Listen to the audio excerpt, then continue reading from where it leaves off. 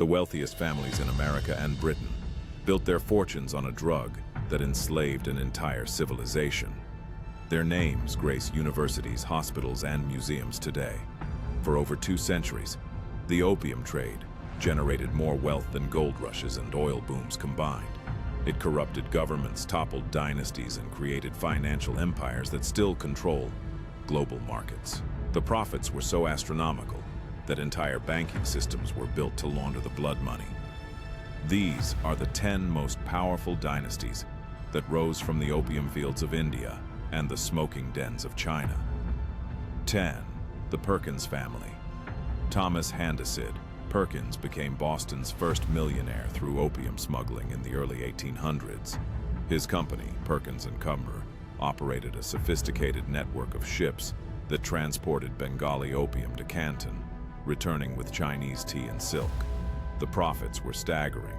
A single voyage could yield returns of 400%. Perkins used his opium fortune to establish Boston's first railroad and founded what would become Columbia University's medical school. His descendants included senators, ambassadors, and industrial magnates. The Perkins Institution for the Blind still bears his name, a monument built entirely on drug money that blinded a nation to Western exploitation. 9. The Baring brothers. The Baring banking dynasty financed the opium trade from London's financial district, becoming England's most powerful merchant bank.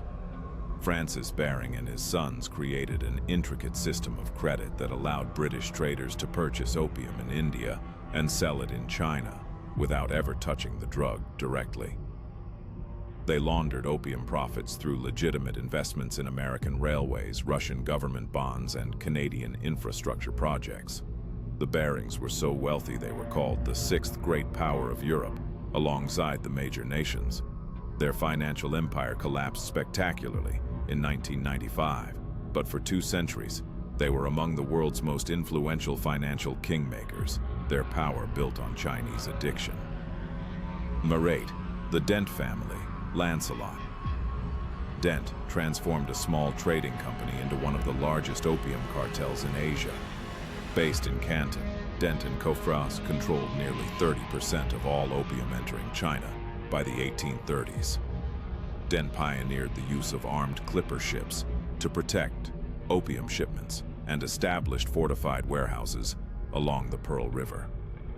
His company employed over 1,000 Chinese workers and maintained private armies to defend their operations. When Chinese authorities attempted to destroy opium stocks, Dent lobbied the British government to declare war, directly contributing to the First Opium War. His descendants used the family fortune to establish mining operations in Australia and tea plantations in Ceylon, diversifying their drug money into respectable colonial enterprises. 7. The Innes family. James Innes built a shipping empire by creating the fastest opium delivery routes between India and China. His fleet of specially designed ships could outrun Chinese patrol boats and carry massive quantities of processed opium. Innes established secret harbors along the Chinese coast, where his ships could unload their cargo under cover of darkness. The family fortune grew so rapidly that they became major investors in London real estate and British government bonds. Innes used his wealth to influence colonial policy, ensuring that British India continued producing opium despite growing international criticism. His company's innovations in maritime smuggling techniques were later adopted by other criminal enterprises worldwide. The Innes fortune helped establish several charitable foundations that still operate today. Number 6. The Matheson clan. James Matheson co-founded Jardine Matheson, which became the most powerful trading house in Asia. The company's opium operations were so extensive, they maintained their own navy and controlled entire regions of coastal China. Matheson personally oversaw the construction of fortified opium warehouses and bribed Chinese officials to allow unrestricted drug trafficking. He used opium profits to purchase the entire Scottish island of Lewis, where he built a castle and ruled like a feudal lord. The Matheson fortune financed railways across Asia, and established banks that still operate today. James Matheson became one of Britain's wealthiest individuals, his Highland estate built entirely on the suffering of Chinese addicts. His descendants included members of Parliament and colonial governors who continued protecting family business interests. But before we continue, you need to know about the family at number 1. Their opium fortune was so vast it corrupted the highest levels of American government and created a financial dynasty that still influences global politics today. 5. The Forbes Dynasty. Robert Bennett Forbes built America's largest opium smuggling operation through his company. Russell and Cobus Forbes commanded a fleet of sleek clipper ships specifically designed for opium transport, each capable of outrunning Chinese patrol vessels. His operations were so sophisticated that he maintained permanent agents in Turkish and Indian opium-growing regions, ensuring constant supply chains.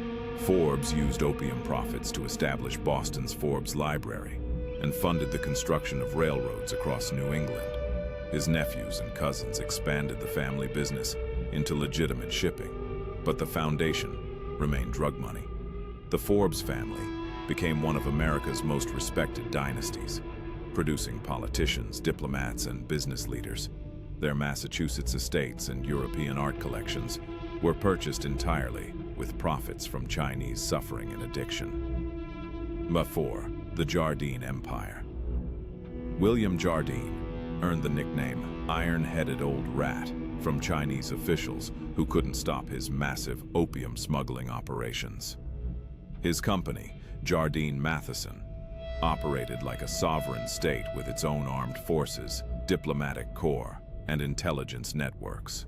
Jardine personally supervised the construction of opium processing facilities and established corruption networks that reached the highest levels of Chinese government. His ships carried over 16 million pounds of opium into China during his career.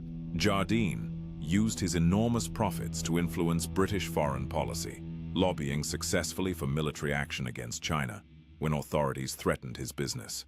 He died worth over 50 million pounds in today's currency, having single-handedly addicted millions of Chinese citizens.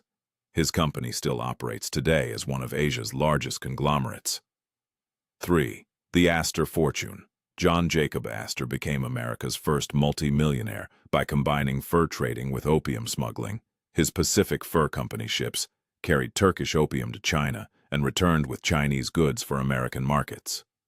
Astor's opium profits allowed him to purchase vast tracts of Manhattan real estate, making him New York's largest landowner. He established America's first international smuggling network, with agents in Constantinople, Canton, and London, coordinating massive drug shipments. The Astor family used their opium fortune to build libraries, hotels, and cultural institutions that still bear their name. Astor's descendants became America's most prominent high society family, their wealth built entirely on addiction and human misery.